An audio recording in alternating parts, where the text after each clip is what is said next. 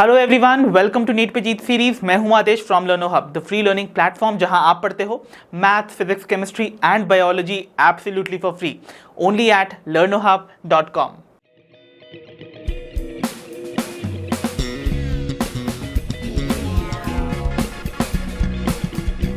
तो बच्चों, हमारा आज का सेशन हमारे chapter molecular basis of inheritance का ही कंटिन्यूएशन सेशन है, जहां पर हम चैप्टर के फर्दर टॉपिक्स को डिटेल में कवर करेंगे। So without wasting much time, let's get started.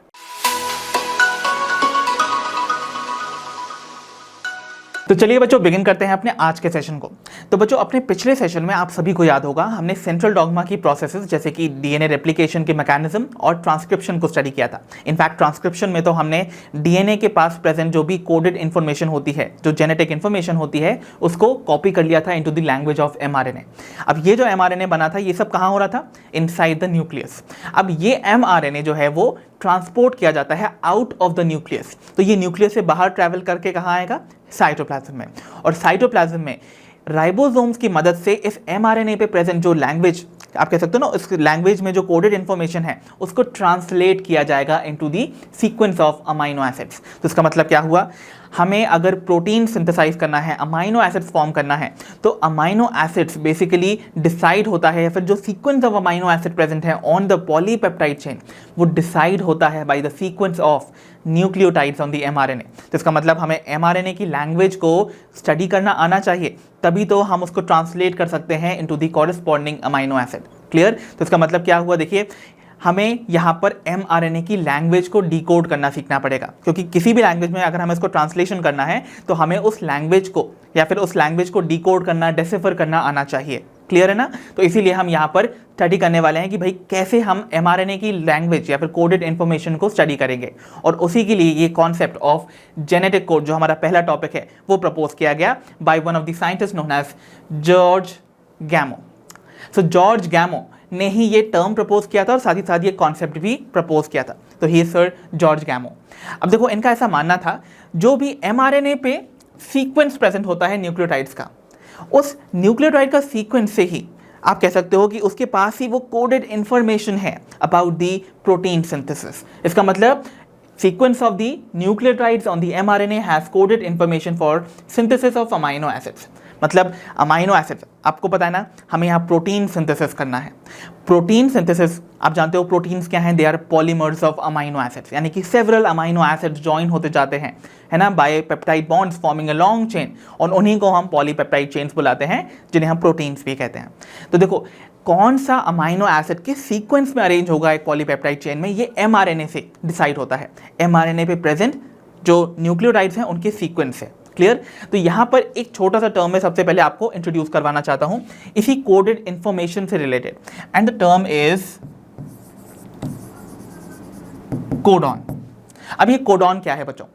Codon एक स्मॉलेस्ट, आप कह सकते हो, यूनिट है ऑफ कोडेड इंफॉर्मेशन, जो कि जब हम डिकोड करेंगे तो वो फॉर्म करेगा एक अमाइनो एसिड। तो देखो, कोडॉन क्या है? It is the smallest coded information, ठीक है, जिसको डेसिफर करने पे, डेसिफर मतलब जानते हो ना, जिसका मीनिंग हम डिटर्मिन करने के बाद बता सकते हैं कि वो कौन सा अमाइनो एसिड सिंथेसाइज करेगा। सो कोडॉन को हमें क्या करना है? Decipher.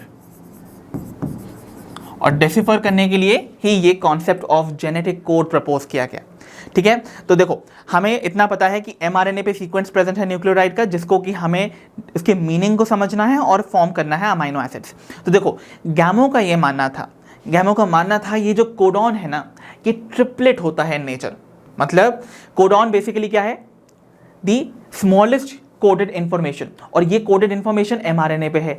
MRNA stretch of ribonucleotides है, मतलब न्यूक्लियोटाइड्स का ही सीक्वेंस कोडेड इंफॉर्मेशन को पोजेस कर रहा है to form the amino acid. तो इनका मानना था, गैमो का, he argued that the codons are triplet in nature.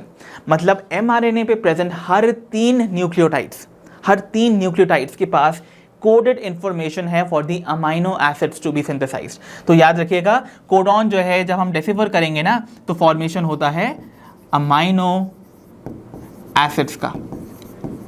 Clear? जैसे एग्जाम्पल के तौर पे इनका जो मानना था कि सपोज एक एमआरएनए का मॉलिक्यूल है, जिसपे लेट सपोज ये कुछ न्यूक्लियोटाइड्स में लगा देता हूं। सपोज मैंने लगा दिया AUG GAG।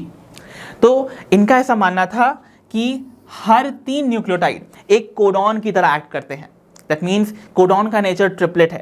दैट मीन्स ये जो 3 न्यूक्लियोटाइड का सीक्वेंस है ये एक कोडेड इंफॉर्मेशन पोजेस करता है जो कि बताएगा कि कौन सा अमाइनो एसिड सिंथेसाइज होगा।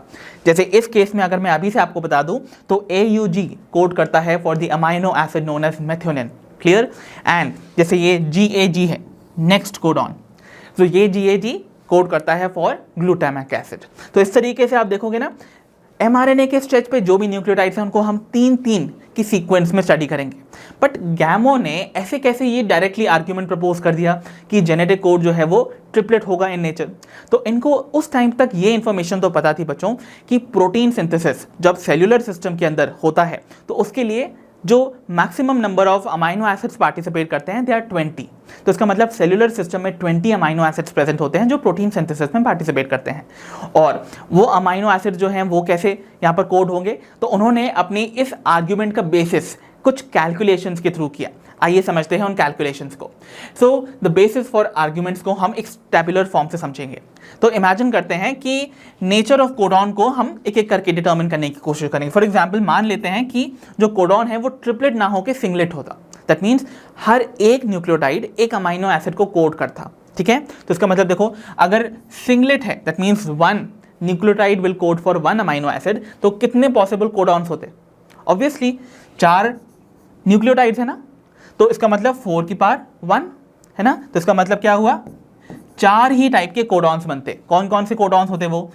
A, C, G and U। तो ये 4 कोडॉन्स ही अलग अलग अमाइनो एसिड्स को कोड करते। बट हमें टोटल कितने अमाइनो एसिड चाहिए सेल्यूलर सिस्टम में? 20 अमाइनो एसिड्स। तो ये 4 डिफरेंट टाइप के कोडॉन तो केवल 4 ही अमाइनो एसिड्स को कोड करते। बाकी के 16 अमाइनो एसिड्स का क्या होता? वो तो अनकोडेड रह जाते ना। तो नंबर ऑफ अमाइनो एसिड्स में से 4 तो कोड हो जाते, वाइल जो 16 थे वो अनकोडेड रह जाते। Isn't it or not?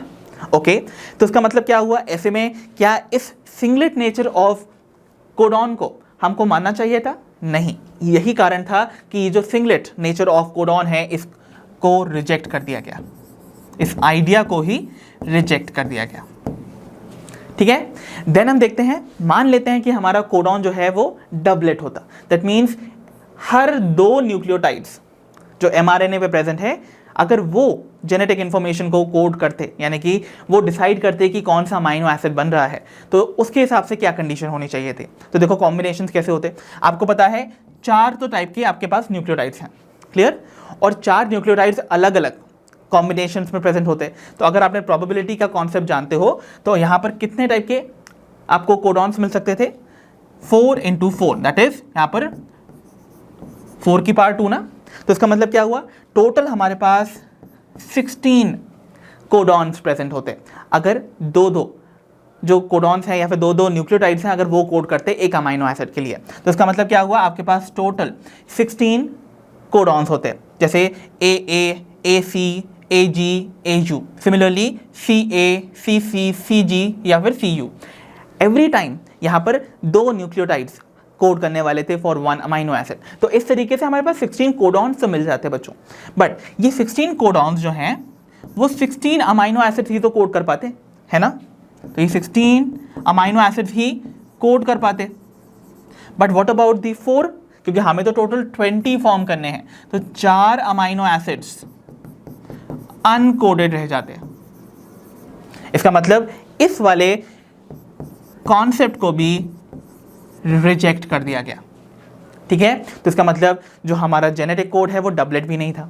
Finally the concept came for triplet. अब ट्रिपलेट में it is very well known कि यहाँ पर 3 न्यूक्लियोटाइड्स मिलके कोड करेंगे फॉर 1 अमाइनो एसिड। तो ऐसे में यहाँ पर टोटल पॉसिबल जो कोडॉन्स होंगे वो कितने होने चाहिए? 4 to the power 3। इसका मतलब 4 × 4 × 4, 4 4 16, 16 4 64। तो इसका मतलब 64 कोडॉन्स यहां प्रेजेंट होते and 64 codons were enough to code for 20 amino acids, right. तो देखो 64 कोडॉन्स कैन ईजिली, देवर आप कह सकते हो enough to code for 20 amino acids which are required for protein synthesis. इसीलिए कहा गया that this triplet nature of codon को हम एक्सेप्ट कर सकते हैं। तो इसीलिए the result was this nature, triplet nature of the genetic code को हमने यहाँ पर एक्सेप्ट किया, that the genetic code is triplet in nature. और इसके लिए कुछ एक्सपेरिमेंटल वेरिफिकेशन भी की गई बाय सर्टेन एक्सपेरिमेंट्स जो कि कुछ साइंटिस्ट ने कंडक्ट किए थे। आइए उन सारे एक्सपेरिमेंट्स को हम स्टडी करते हैं। तो यहाँ पर सबसे पहले हम एक्सपेरिमेंट देखने वाले हैं of one of the scientist known as Hargobind Khorana. So Hargobind Khorana नाम के जो साइंटिस्ट थे, इन्होंने क्या किया था, देखिए इन्होंने केमिकली आरएनए मॉलिक्यूल का सिंथेसिस किया था, और वो भी कुछ defined sequence of nitrogenous bases के साथ। मतलब अपने प्री डिसाइडेड नाइट्रोजनस बेसिस के कॉम्बिनेशन जैसा ही उन्होंने एक आरएनए इसी ट्रिपल कोडॉन की मदद से सिंथेसाइज कर लिया था इन दी लैबोरेटरी, राइट। और इन्होंने जिस टाइप के नाइट्रोजनस बेसिस के मदद से यहाँ पर आरएनए मॉलिक्यूल सिंथेसाइज किए थे, they were either homopolymers, okay, या फिर they were also copolymers. Homopolymers मतलब यहाँ पर जितने भी न्यूक्लियोटाइड्स प्रेजेंट थे on this synthesised RNA molecule, they were all same. जैसे कि यहाँ पर आप ले सकते हो कि एमआरएनए पे इस तरीके से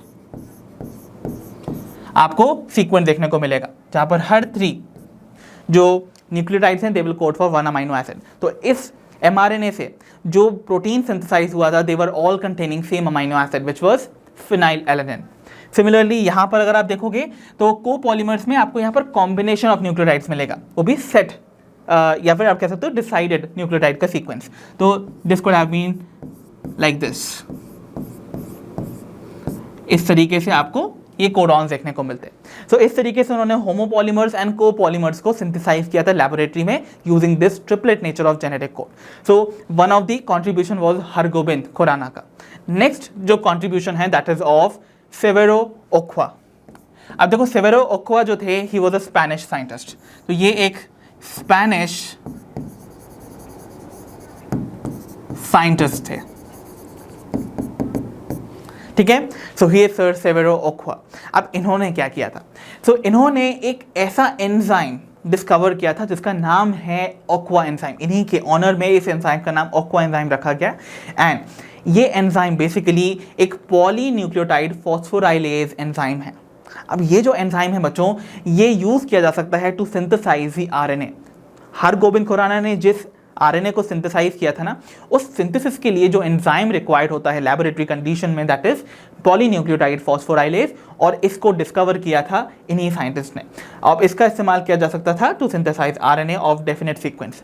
तो नॉर्मली आपको पता है जो एमआरएनए बनता है वो तो अगर हम नॉर्मल सेल्यूलर सिस्टम के अंदर देखते हैं तो वो ट्रांसक्रिप्शन की प्रोसेस से बनता था ना, और वो हमेशा कॉम्प्लीमेंट्री बनता था to the template strand of DNA.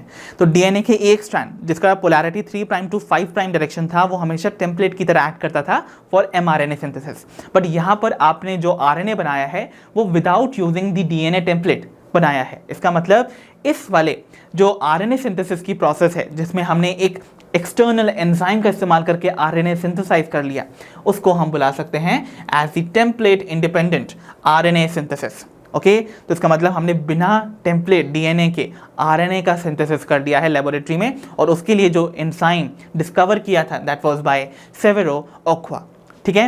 And lastly जो हमारा कंट्रीब्यूशन हमको देखने को मिलता है that is of scientist Marshall Nirenberg. तो मार्शल नीरेनबर्ग ने एक cell free system of protein synthesis को डेवलप किया था। सो ही हैड प्रिपेयर्ड और डेवलप्ड एक ऐसा सिस्टम जहां पर बिना सेल्यूलर कंडीशन के भी हम प्रोटीन सिंथेसिस परफॉर्म कर सकते हैं। ओके, एंड इससे बहुत हेल्प हुई थी टू अंडरस्टैंड और decode the genetic code. So I hope the contribution of these 3 scientists which helped in determining the triplet nature of genetic code is very clear. So अब बच्चों हम यहाँ पर एक ग्रिड बनाने जा रहे हैं जिसके थ्रू हम देखेंगे कि कैसे तीन न्यूक्लियोटाइड्स का जो सीक्वेंस है वो कॉम्बिनेशंस में या डिफरेंट सेट्स ऑफ कॉम्बिनेशंस में फॉर्म करता है डिफरेंट अमाइनो एसिड्स को, और वही बेसिस बनता है for the translation of the proteins. तो बच्चों अब एक ग्रिड की मदद से हम देखने वाले हैं कि कैसे डिफरेंट कॉम्बिनेशंस ऑफ न्यूक्लियोटाइड्स जब एक साथ मिलेंगे they will form the genetic code. तो यहाँ पर आपके सामने एक ग्रिड दिखाई जा रही है बच्चों, और इससे पहले हम एक इतनी इन्फॉर्मेशन तो स्टडी करके आ ही चुके हैं कि जो हमारा जेनेटिक कोड है वो ट्रिपलेट है इन नेचर। दैट मीन्स तीन न्यूक्लियोटाइड्स का जो सीक्वेंस है they all will act as one codon. So they all act as one codon, और one codon codes for one amino acid.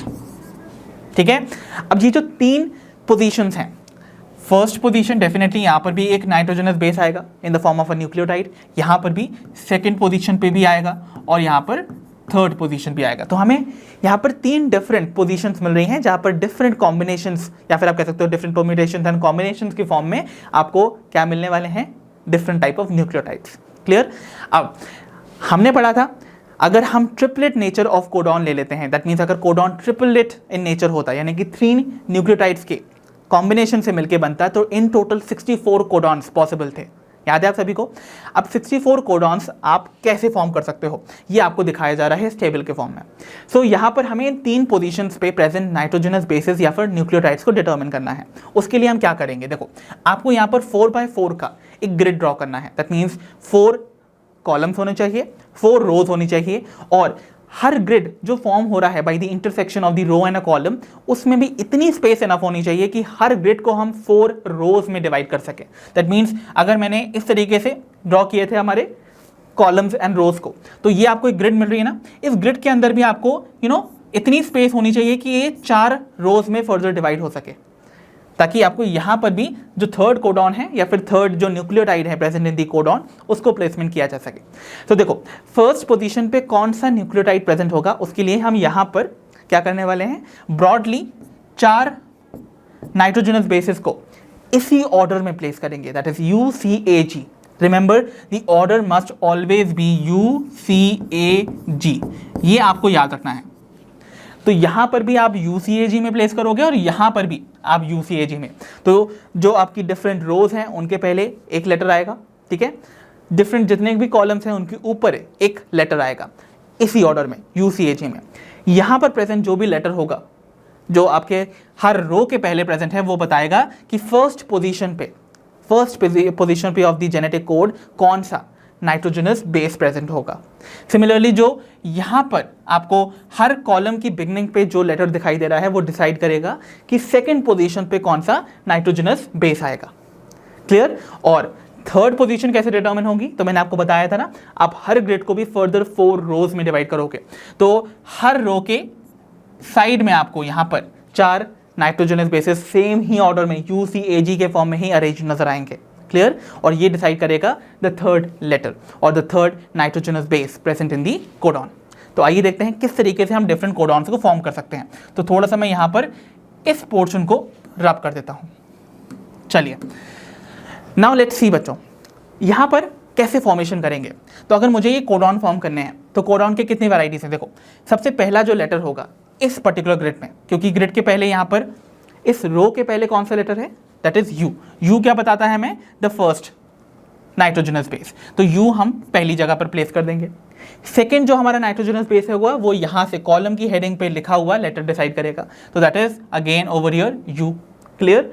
और जो थर्ड वाला है वो हमें इस स्पेसिफिक जो रो है ना, इसका एंड पे लिखा हुआ लेटर बताएगा, that is over here also U। तो इसका मतलब जो थर्ड लेटर है वो भी U होने वाला है। तो ये जो कॉम्बिनेशन बना नाइट्रोजनस बेसिस का, दे आर U है ना, और ये तीन जो आपको नाइट्रोजनस बेसिस दिख रहे हैं together, they code for one amino acid which is phenyl alanine.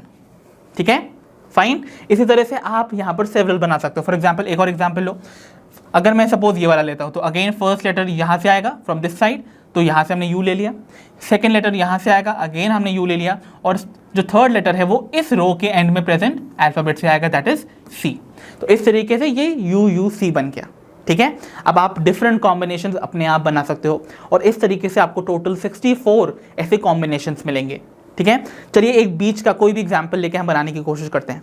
Let's suppose मुझे फॉर्म करना था ये वाला, ठीक है। तो यहाँ पर देखो फर्स्ट लेटर कहाँ से आएगा, फ्रॉम दिस साइड, तो अल्फ़ाबेट ए यहाँ आ गया। सेकेंड लेटर इस रो से आएगा, सॉरी इस कॉलम से आएगा, तो ये सी हो गया। एंड जो थर्ड लेटर है वो इस रो से आएगा, दैट इज सी, तो ये बन गया ACC, ठीक है। अब ये जितने भी आपको कॉम्बिनेशंस बन रहे हैं they are in total 64 codons. अब याद रखिएगा 64 कोडॉन्स में से सारे जो कोडॉन्स हैं वो अमाइनो एसिड कोड नहीं करते हैं। This is quite surprising, right. तो यहाँ पर मैं इस इंफॉर्मेशन को यहीं लिख देता हूँ। 64 हमारे पास टोटल पॉसिबल कोडॉन से इन दी जेनेटिक कोड, बट इनमें से आप देखोगे 61 ही कोड करते हैं फॉर अमाइनो एसिड, वाइल जो रिमेनिंग 3 हैं बच्चों they do not code for any amino acid, so they do not code for any amino acid. तो इनको हम स्टॉप कोडॉन बुलाते हैं, बिकॉज इनका काम क्या है, ये किसी अमाइनो एसिड को कोड तो कर नहीं रहे हैं, तो इसका मतलब जब भी ये फॉल करेंगे mRNA पे तो प्रोटीन सिंथेसिस या ट्रांसलेशन की जो प्रोसेस है वो एंड कर जाती है, तो इनको हम स्टॉप कोडॉन्स बुलाते हैं, ठीक है, ओके। और देखो इनको हम नॉन सेंस कोडॉन भी बुलाते हैं। अब देखो यहाँ पर हम कुछ इंपॉर्टेंट, हमने ऑलरेडी फॉर्म तो कर लिया है इन सारे कॉम्बिनेशंस को, बट कुछ इंपॉर्टेंट जो कोडॉन्स हैं उनके अमाइनो एसिड्स को लर्न करेंगे। देखो सारे के सारे जो कोडॉन्स हैं उनके अमाइनो एसिड्स को आप लर्न भी नहीं कर सकते हो, क्योंकि वो बहुत डिफिकल्ट हो जाएगा for you to remember at this particular stage, और इतना रिक्वायर्ड भी नहीं होता है, राइट। तो यहाँ पर जो इंपॉर्टेंट कोडॉन्स हैं और उनके एसोसिएटेड जो आप कह सकते हो अमाइनो एसिड्स हैं वो आपको ज़रूर याद होने चाहिए, वो मैं आपको बताने जा रहा हूँ। तो देखिए यहाँ पर let's begin with the very first one which is very important. आपको हमेशा ट्रांसलेशन की प्रोसेस में, यानी कि जहाँ पर एक्चुअली अमाइनो एसिड्स का पॉलीमराइजेशन होता है ना, उनसे एसोसिएटेड जो 2 इंपॉर्टेंट सेट्स ऑफ कोडॉन्स हैं वो ज़रूर याद होने चाहिए। एक वो जहाँ से जिसको राइबोसोम जब आइडेंटिफाई करता है, रिकग्नाइज करता है, तो वो ट्रांसलेशन की प्रोसेस को स्टार्ट कर देता है, दैट मीन्स वो एक स्टार्ट कोडॉन है। और स्टार्ट कोडॉन जो है बच्चों वो हमेशा AUG होता है, that is AUG, it codes for the amino acid methionine, ठीक है। नॉर्मली AUG जो है वो मेथियोनिन कोड करता है, बट अगर वो एक स्टार्ट कोडॉन की तरह एक्ट कर रहा है ना, तो उस मेथियोनिन पे हमेशा एक फॉर्माइल ग्रुप प्रेजेंट होगा। क्या प्रेजेंट होगा? Formyl group. तो उसको हम FMET भी बुलाते हैं। एक्चुअली इसका फॉर्माइलेशन हो जाता है, मेथियोनिन पे एक फॉर्माइल ग्रुप अटैच हो जाता है। क्लियर? तो याद रखिएगा कुछ इंपॉर्टेंट कोडॉन्स मैं आपको बताते भी जा रहा हूँ, लिख भी देता हूँ यहाँ पर। तो कौन कौन से इंपॉर्टेंट वंस हैं? एक तो है द स्टार्ट कोडॉन, तो स्टार्ट कोडॉन इज AUG, ये कोड करता है फॉर मेथियोनिन, ये आपको बहुत इंपॉर्टेंटली याद रखना है, क्लियर, भूलिएगा नहीं। देन नेक्स्ट जो हमें याद रखने हैं, these are going to be ये 3 कोडॉन्स जो किसी भी अमाइनो एसिड को कोड नहीं करते हैं, जिसकी वजह से टर्मिनेशन हो जाएगा प्रोटीन सिंथेसिस का। इन सारे के सारे कोडॉन्स को हम स्टॉप कोडॉन्स बुलाते हैं, और वो 3 आपको याद रखने हैं। कौन कौन से हैं वो देखिए, one is UAA, then UAG and the third one is UGA। All these 3 are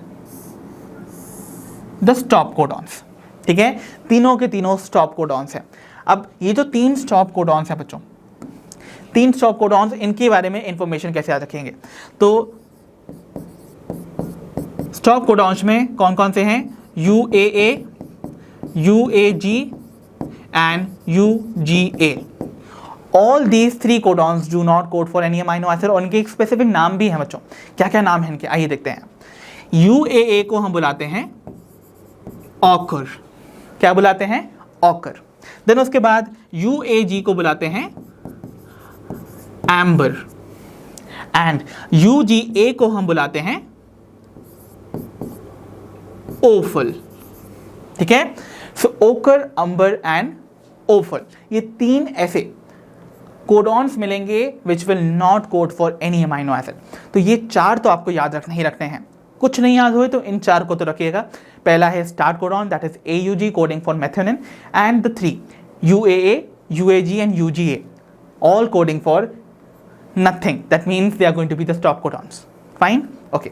अब देखो अब कौन कौन से आपको कॉम्बिनेशन याद करने होंगे, तो हमेशा याद रखिएगा उन सारे के सारे आप कोडॉन्स को याद रखिए जिनमें तीनों जो पोजीशंस हैं ऑफ दी आप कह सकते हो कोडॉन्स या फिर nitrogenous bases, they are occupied by the same nitrogenous base. मतलब कुछ इस तरीके से, जैसे यहाँ पर वी हैव UAA,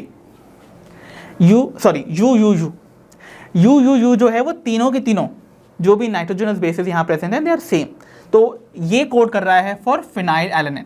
तो ऐसे जितने भी आपको नाइट्रोजनस बेसेस मिलने वाले हैं कॉम्बिनेशंस में टुगेदर, आप उन सारे कोडॉन्स को भी याद रखिएगा। जैसे कि फॉर एग्जांपल यहाँ पर CCC है, CCC कोड करेगा फॉर प्रोलीन। देन उसके बाद वी हैव AAA कोड करता है फॉर लाइसिन, याद है आप सभी को lysine the basic amino acid. Then उसके बाद we have GGG coding for glycine. ठीक है, ये भी आपके लिए इंपॉर्टेंट है फॉर यू टू लर्न, याद करते जाइए इनको, आपको आसानी मिलेगी। And one more important one जो कि हम पिछले चैप्टर में पढ़ के आए थे, आप सभी को याद होगा सिकल सेल एनीमिया की कंडीशन अराइज करती थी by the replacement of the 6th amino acid ना। 6th अमाइनो एसिड जो था वो ग्लूटामिक एसिड से वैलिन में सब्स्टिट्यूशन की वजह से अराइज करता था। वो इसलिए होता था बिकॉज वहाँ पर एक पॉइंट म्यूटेशन होता था। और पॉइंट म्यूटेशन क्यों होता था? क्योंकि ग्लूटामिक एसिड को कोड करने वाला जो कोडॉन GAG था वो एक्चुअली उसका A रिप्लेस हो जाता है बाय U और वो बन जाता है GUG, जो कि एक्चुअली कोड करने लगता है फॉर वैलिन। तो याद रखिएगा ये वाले जो दो कॉम्बिनेशन भी हैं वो आपको याद करने होंगे ताकि ये आपको हेल्प कर सकें। ऑब्वियसली ये दो अलग चैप्टर से हैं बट डेफिनेटली इंटरकनेक्टेड हैं, जेनेटिक कोड का ही कॉन्सेप्ट यहाँ पर भी लगा हुआ है, क्लियर। इसीलिए तो ये सारे कॉम्बिनेशंस आपको इंपॉर्टेंटली याद करने हैं। बाकी जितने भी ये अमाइनो एसिड्स हैं इनके नाम मैं आपको बता देता हूँ ताकि आपको नाम भी पता होने चाहिए, सुने से नहीं तो लगने चाहिए ना इन सारे नामों को। तो देखिए दिस इज फेनाइल एलेनिन, ये याद है आप सभी को, यही फेनाइल एलेनिन जो था एक्चुअली वाज रिस्पॉन्सिबल, इसका ही एक मेटाबॉलिज्म एरर की वजह से फिनाइल कीटोन यूरिया आकर करता था जो कि प्लियोट्रॉपी का एग्जांपल था from the previous chapter. Then उसके बाद दिस इज ल्यूसिन, ठीक है। ल्यूसिन के बाद यहाँ पर भी देखो यहाँ ल्यूसिन ही दिखाई दे रहा है, तो इसका मतलब ये टोटल 6 जो कोडॉन्स हैं they all code for only 1 amino acid which is leucine. तो आपने एक चीज़ नोटिस करी, हमें बनाने थे in total 20 amino acids, available हमारे पास 61 हैं जो कि कोड कर रहे हैं for the amino acid.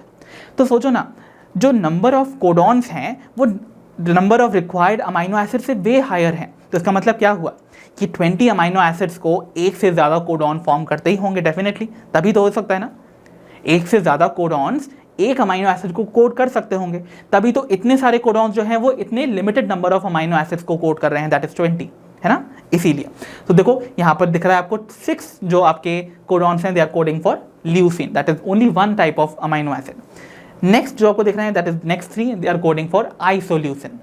Then उसके बाद आपको AUG तो मैंने बता ही दिया, मेथियोनिन कोड करेगा, और ये जितने भी आपको दिखाई दे रहे हैं लास्ट वाले दे will code for valine, clear.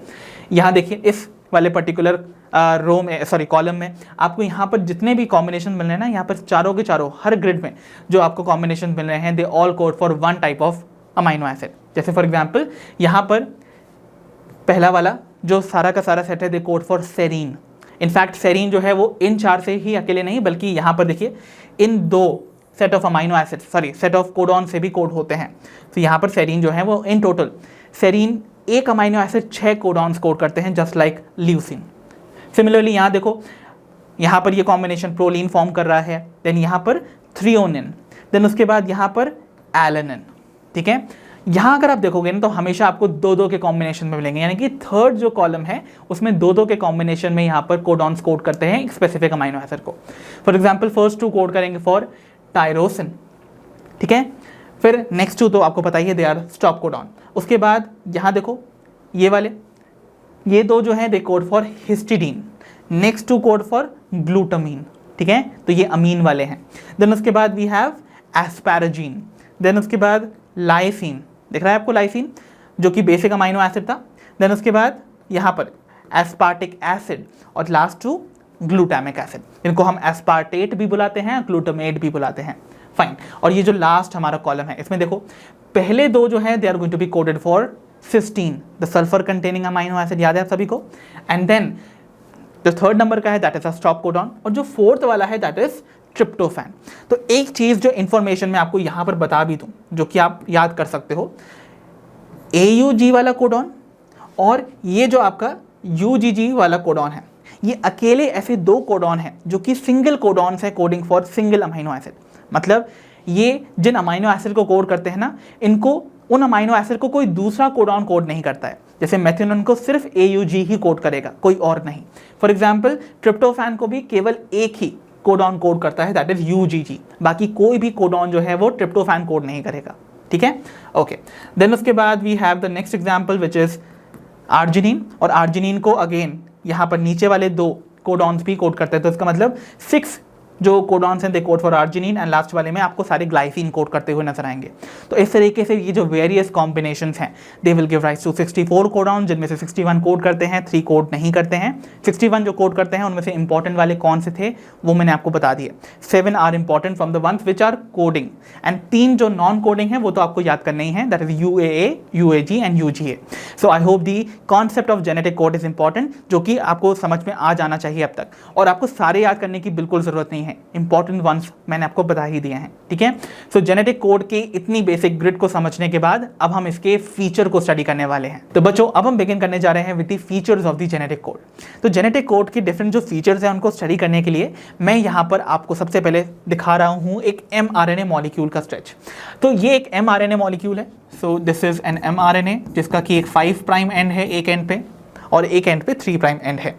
ये जो mRNA है ये ट्रांसक्रिप्शन की मदद से बना हुआ है ना, और ये ट्रांसक्रिप्शन के बाद पोस्ट ट्रांसक्रिप्शनल मॉडिफिकेशन के बाद साइटोप्लाज्म में अवेलेबल है टू अंडरगो ट्रांसलेशन। अब देखो इस mRNA पे ये न्यूक्लियोटाइड्स का सीक्वेंस दिखाया जा रहा है आपको, एंड अभी तक हमने पढ़ा है कि mRNA पे ही जो कोडेड इन्फॉर्मेशन है वो अवेलेबल है for the synthesis of proteins. तो यहाँ पर वो जो कोडेड इन्फॉर्मेशन है उसको हम जेनेटिक कोड की लैंग्वेज में स्टडी करते हैं, और मैंने आपको बताया था कि जो जेनेटिक कोड है हमारे केस में that is triplet in nature, that means हर 3 न्यूक्लियोटाइड का sequence on this mRNA molecule will code for 1 amino acid. For example यहाँ पर आपको दिखाया भी गया है कि जैसे ये 3 न्यूक्लियोटाइड्स हैं, या फिर ये 3 न्यूक्लियोटाइड्स हैं, ये 3, इस तरीके से जो 3 सेट में न्यूक्लियोटाइड्स दिखाई जा रहे हैं ना, they all code for 1 amino acid each.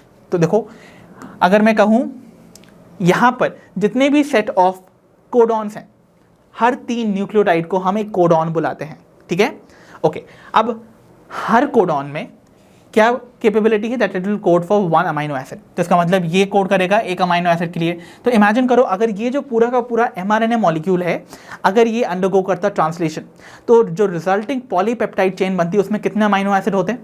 Come on let's count. Until and unless वहाँ पर एक स्टॉप कोडॉन हो तभी वहाँ पर प्रोटीन सिंथेसिस या ट्रांसलेशन की प्रोसेस स्टॉप होगी। बट यहाँ अगर आप सीक्वेंस को देखोगे, यहाँ पर कोई भी स्टॉप कोडॉन नहीं है। स्टॉप कोडॉन कौन कौन से? UAA, UAG एंड UGA, यहाँ पर कोई भी नहीं है, राइट। तो इसका मतलब ये प्रोसेस या फिर ये जो ट्रांसलेशन है कंटिन्यूसली एंड तक आपको चलती हुई नजर आएगी। तो इस सीक्वेंस के हिसाब से देखो ये कोड करेगा पहले अमाइनो एसिड के लिए, नेक्स्ट जो कोडॉन था वो नेक्स्ट अमाइनो एसिड कोड करेगा, दैट इज सेकंड वन। अगला जो है वो ये 3 set of nucleotides which is 1 codon will code for 1 amino acid which is the third one. ऐसे ही ये 4th, ये 5th, ये 6th, 7th, 8th, 9th and 10th। तो इस mRNA के ट्रांसलेशन से जो रिजल्टिंग पॉलीपेप्टाइड चेन बनती वो 10 अमाइनो एसिड्स की होती है, right. And they all would have been joined together by the peptide bond, है ना, क्योंकि सारे अमाइनो एसिड जो हैं they are joined together by peptide bonds forming a polypeptide chain, ठीक है। अब एक चीज़ आपने नोटिस की होगी, यहाँ पर जितने भी मैंने कोडॉन्स दिखाए हैं, यानी कि सेट ऑफ ऑल 3 न्यूक्लियोटाइड्स दिखाए हैं, they are separated from one another. मैंने उनको सेपरेटेड नजर आया है, मतलब दिखाया हुआ है ऑलरेडी। तो ऐसा एक्चुअली में नहीं होता है बच्चों। जितने भी न्यूक्लियोटाइड्स इस mRNA मॉलिक्यूल पे प्रेजेंट होते हैं, in reality they are present in a continuous manner. उनके बीच में कोई स्पेस नहीं होता है कि यहाँ पर ये 3 न्यूक्लियोटाइड एक कोडॉन बना रहे हैं तो इनको नेक्स्ट कोडॉन से सेपरेट करने के लिए बीच में स्पेस होगा, ऐसा नहीं होता है, right. They are continuously present and it is our logic कि हमें उन 3 को, यानी कि 3 न्यूक्लियोटाइड को हमेशा एक साथ एक फ्रेम में रीड करना है, ओके, एज 1 कोडॉन। तो सबसे पहले ही हमारा जो फीचर नंबर 1 आता है that is the triplet nature of the codon. और ये आपको पता ही है कि ट्रिपलेट नेचर बताता है that each 3 nucleotide sequence on mRNA code for 1 amino acid, ठीक है। This is what the triplet nature tells us, ठीक है।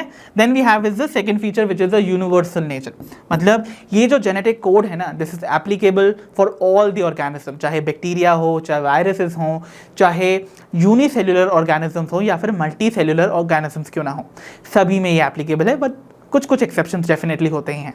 तो याद रखिएगा, चाहे मैं अगर बोल रहा हूँ AUG है, AUG कोड करता था फॉर मेथियोनिन, सिमिलरली मैंने आपको बोला था UUU कोड करता है फॉर फिनाइल एलेनिन। तो AUG मेथियोनिन को हर ऑर्गेनिज्म में कोड करेगा। ऐसा नहीं है कि बैक्टीरिया में AUG मेथियोनिन कोड कर रहा है और वायरसेस में वो फिनाइल एलेनिन कोड कर रहा है या फिर कुछ वैलिन कोड कर रहा है, ऐसा नहीं है। सेम जो कोडॉन है वो अलग अलग ऑर्गेनिज्म में सेम ही अमाइनो एसिड कोड करता है। This is its universal nature. It is universally applicable, but some exceptions are always there. तो देखो, it is applicable, universal nature बताता है that the genetic code is applicable to all organisms, but definitely there are exceptions. तो exceptions भी लिख लेते हैं, except in mitochondria and mitochondria के बाद कुछ प्रोटोजोन्स भी।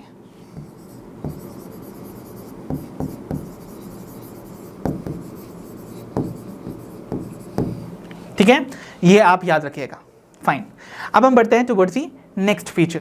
Next feature of genetic code is it's कॉमनलेस nature, मतलब जो भी जेनेटिक कोड है, जो भी न्यूक्लियोटाइड का सीक्वेंस है on the mRNA, it is read in a continuous manner. That means it is without any punctuation mark और स्पेस। तो इसका मतलब जो कोडॉन्स हैं are read in a continuous manner, okay, without punctuation आप लिख सकते हो इसको,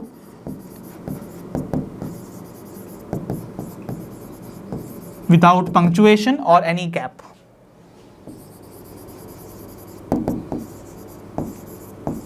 ये आप याद रखिएगा। एंड वन इंपॉर्टेंट थिंग जो कि अभी से आप लिख लो, कि जब भी हम जेनेटिक कोड रीड करते हैं ना, हम किसी भी न्यूक्लियोटाइड को लीव नहीं करते हैं while reading. So no nucleotide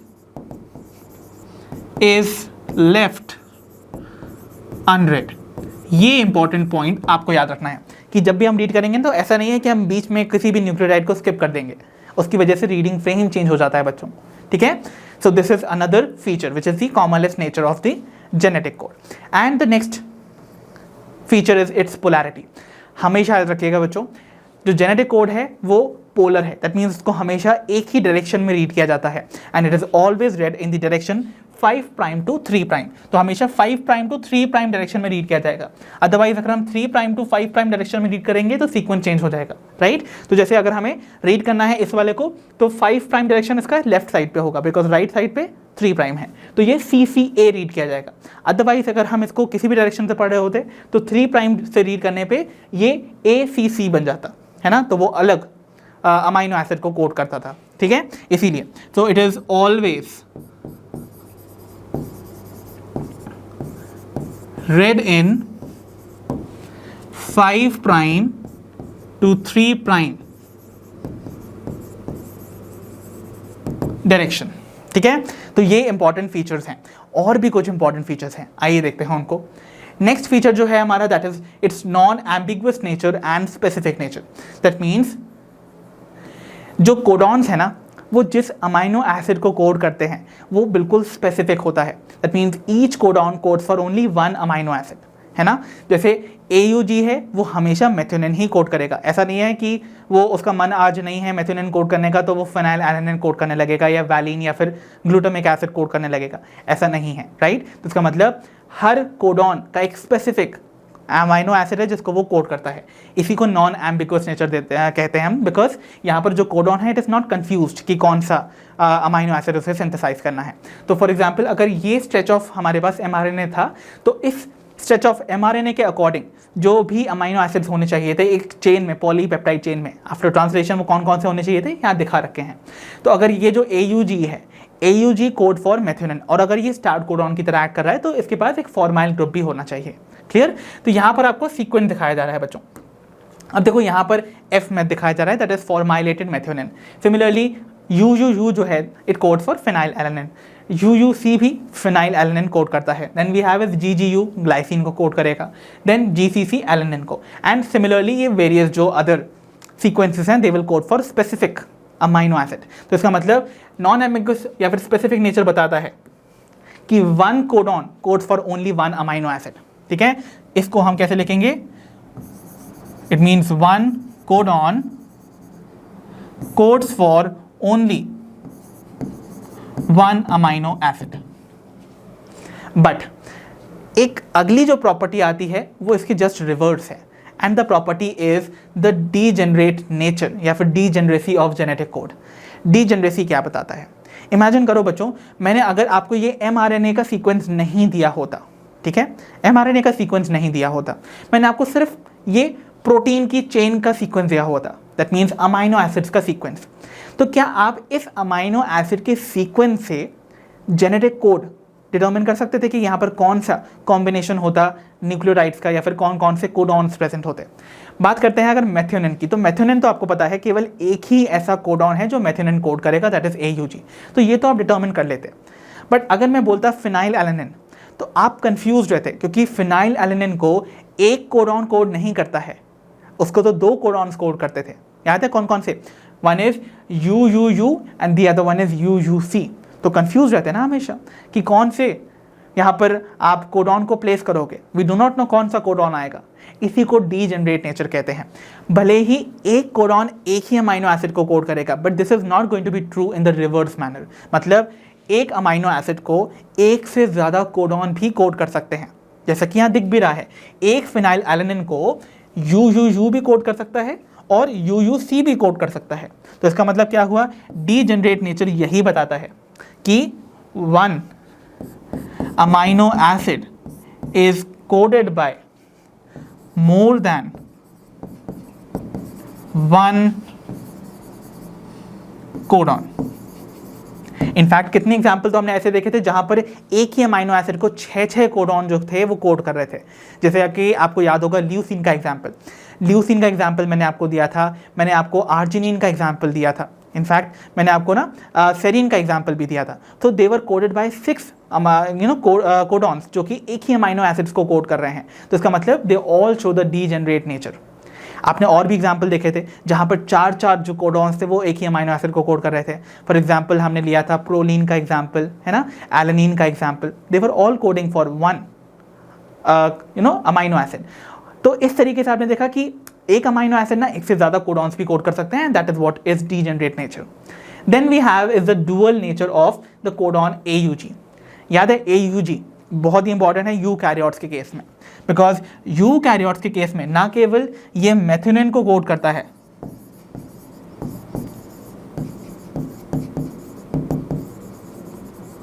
but it also acts as start codon. तो AUG जो है वो यूकैरियोट्स के केस में स्टार्ट कोडॉन की तरह भी एक्ट करता है।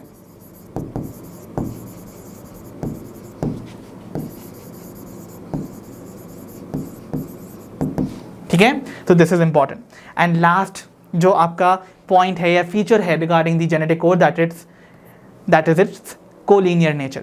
कोलिनियर नेचर क्या कहता है बच्चों? कोलिनियर बताता है कि यहाँ पर जो भी पॉलीपेप्टाइड चेन में अमाइनो एसिड्स का सीक्वेंस होगा, that is going to be according to the sequence of जो कोडॉन्स हैं ऑन दी mRNA। तो इसका मतलब कोलिनियर नेचर बताता है that the sequence of amino acids in polypeptide chain is linear with sequence of codons on mRNA।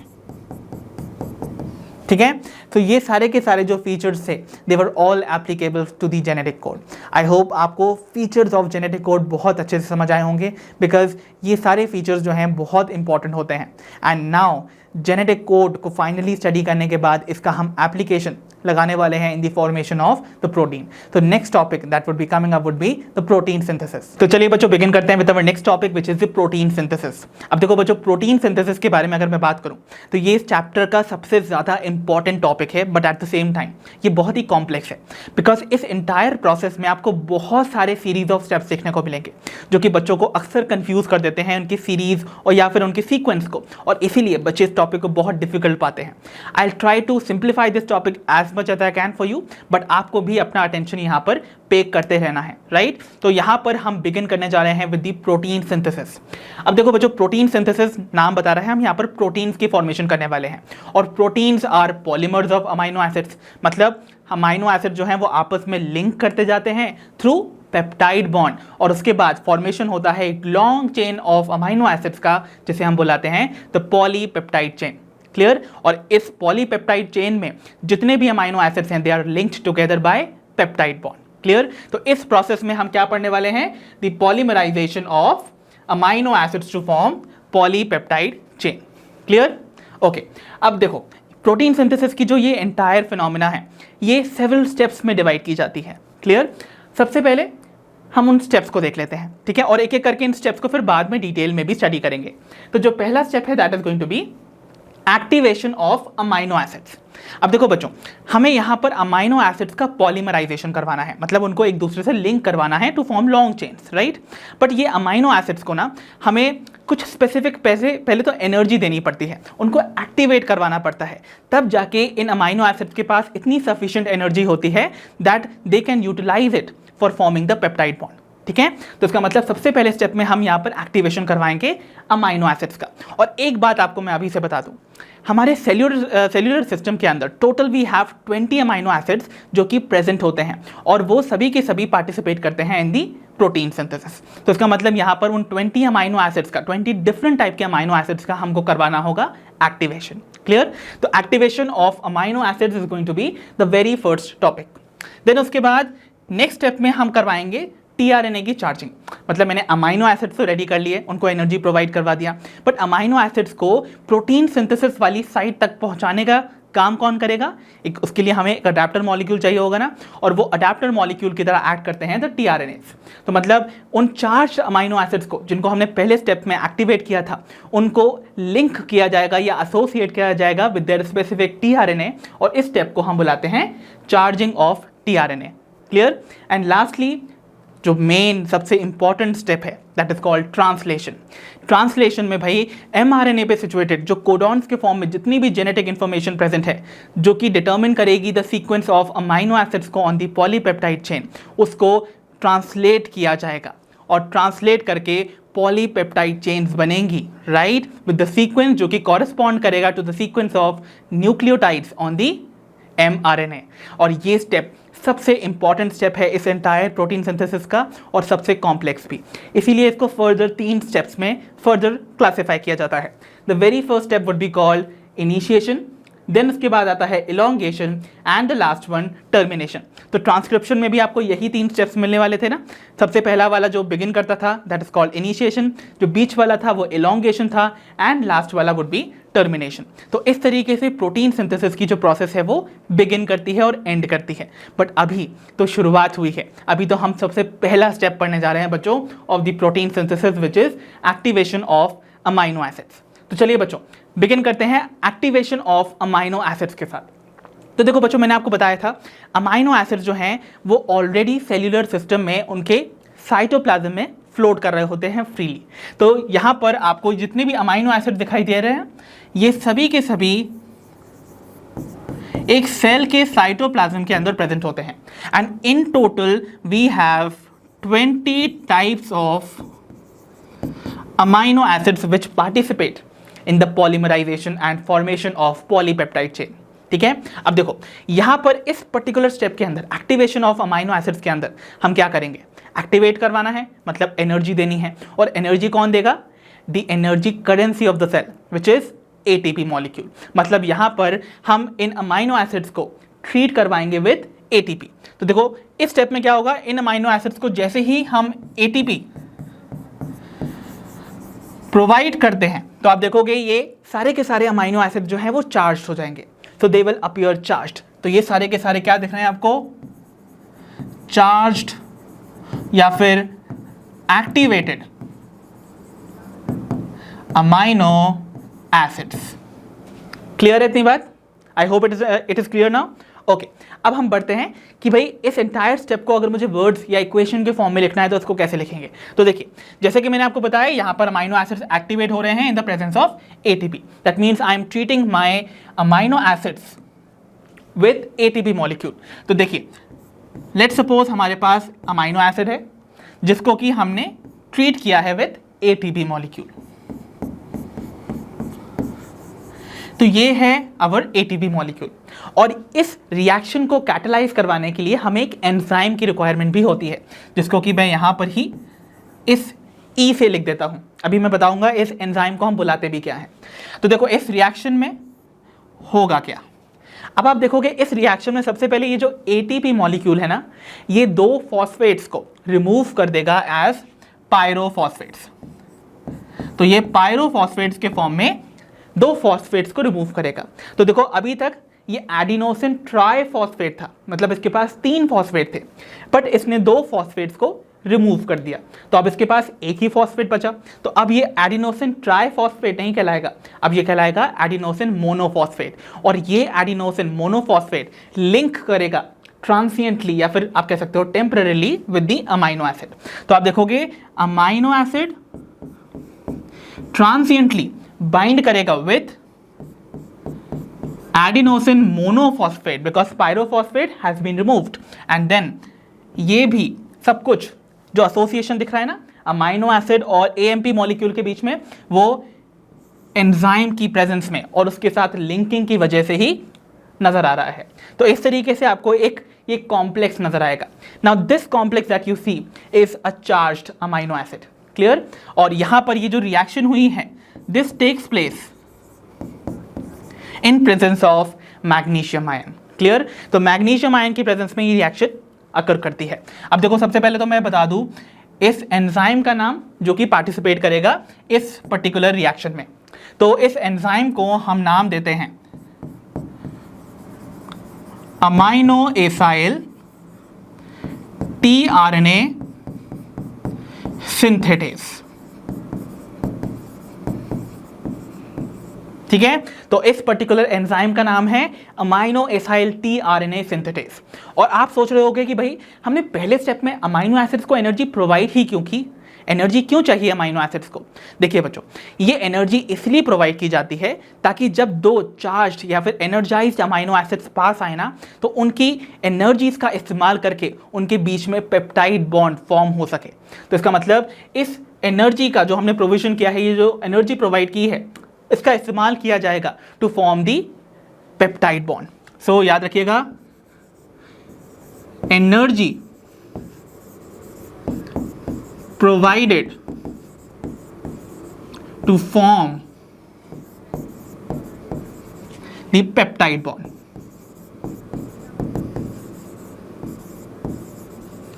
ये बात आपको याद रखनी है। तो इस स्टेप का पर्पस क्या था? To provide amino acid sufficient energy to form the peptide bond. ठीक है? Okay, so I hope the very first step of protein synthesis is very clear. अब हम बढ़ते हैं towards our next step which is the charging of tRNA.